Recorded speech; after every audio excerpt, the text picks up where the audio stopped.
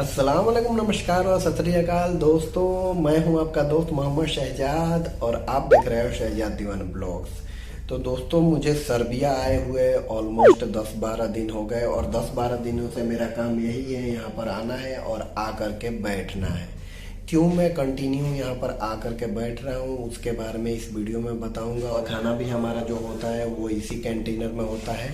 तो आज के इस वीडियो में आपको डिटेल्स में बताऊंगा कि भाई किसी भी कंट्री में अगर जाओगे ना तो एडजस्ट होने में टाइम लगता है। तो वही चीज मेरे साथ हो रहा है और यही चीज मैं आप लोगों को सिखाता हूँ कि तो कहीं भी जाओ, किसी भी कंट्री में अगर आप जॉब्स के लिए जा रहे हो, जैसे Saudi, Dubai, Oman, Bahrain, Qatar, किसी भी कंट्री में, तो आपको घबराना नहीं है। ठीक है, क्या क्या प्रॉब्लम अभी मेरे साथ हो रहा है वही चीज मैं आपको बता रहा हूँ। और आप भी जाओगे ना किसी कंट्री में तो यही सब प्रॉब्लम आपको फेस करना पड़ेगा।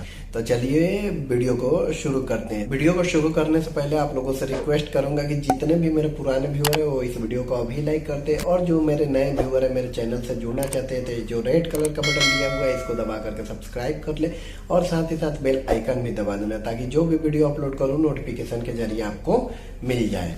तो चलते हैं मेन टॉपिक की ओर कि अगर आप जॉब्स के लिए किसी भी कंट्री में जाओगे ना तो हमारा जो लैंग्वेज है वो क्या है, वो हिंदी है। ठीक है, और हम लोग इंडियंस जो होता है ऑलमोस्ट 30% 40% इंग्लिश जानते हैं। ये अलग बात है कि ज्यादा बोल नहीं सकते लेकिन समझ लेते हैं। ठीक है, लेकिन बहुत से ऐसे कंट्री में है कि अगर आप जाइएगा वर्क के लिए तो वहाँ के लोग जो होते हैं ना वो इंग्लिश बिल्कुल नहीं जानते। जैसे कि मैं यहाँ सर्बिया आया हूँ तो सर्बियन के जो लोग हैं वो अपनी लैंग्वेज में बोल रहे हैं सर्बियन, यानी कि वो कुछ मेरे से कह रहे हैं मैं नहीं समझ पा रहा हूँ और मैं उनसे कुछ कह रहा हूँ वो नहीं समझ पा रहे हैं। ठीक है, तो ये सर्बियन जितने भी लोग यहाँ पर हैं वो ऑलमोस्ट वर्कर हैं, यानी कि टेक्निकली काम में है। कुछ ऐसे लोग हैं जो कि बड़े पोजीशन पे हैं तो उनसे मेरा टकराव होता नहीं, इसलिए कि कुछ लोग इंजीनियर्स हैं और कुछ लोग सुपरवाइजर हैं तो वो लोग साइड पे आते नहीं है। मेरा जो टकराव होता है, मैं जिसके अंडर में काम करता हूँ वो लोग होते हैं फोरमैन। जो फोरमैन है वो तुर्की के हैं तो वो तुर्की लैंग्वेज बोल रहे हैं और सर्बियन लैंग्वेज बोल रहे हैं और मैं हिंदी और इंग्लिश बोल रहा हूँ। तो सबसे बड़ा प्रॉब्लम होता है लैंग्वेज का। इसी तरह अगर आप जाइएगा Saudi, Dubai, Oman, Bahrain, Qatar ना, तो आप भी जाइएगा तो ये सब आपके साथ भी प्रॉब्लम होगा कि वो आपसे कहेंगे कुछ और, आप समझिएगा कुछ और, आप उनसे कहिएगा कुछ और लेकिन वो लोग समझेंगे कुछ और।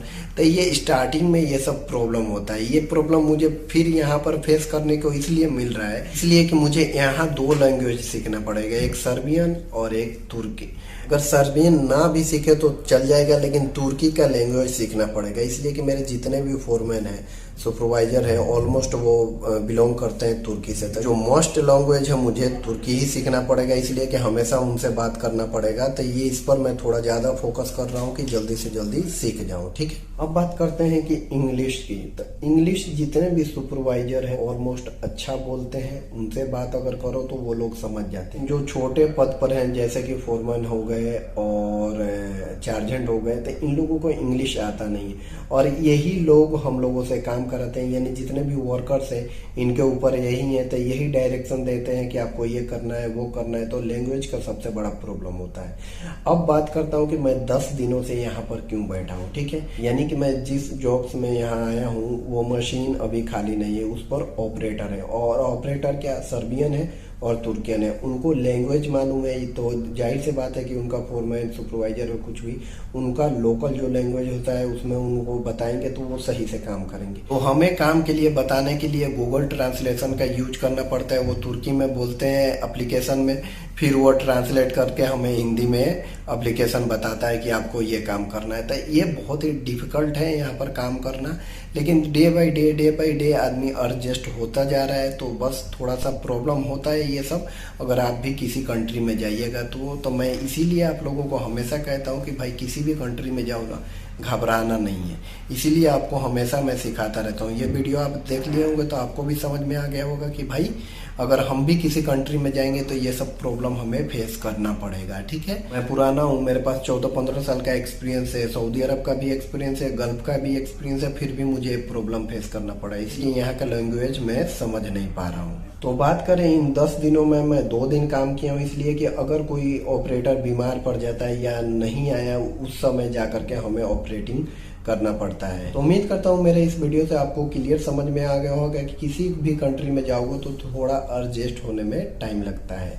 तो वीडियो पसंद आया होगा तो लाइक करना, शेयर करना और सब्सक्राइब करना बिल्कुल नहीं भूलना। और हर बार की तरह कहना चाहता हूँ कि सुनो सबकी, करो अपने दिल की। मिलते हैं एक और नए वीडियो के साथ। Take care.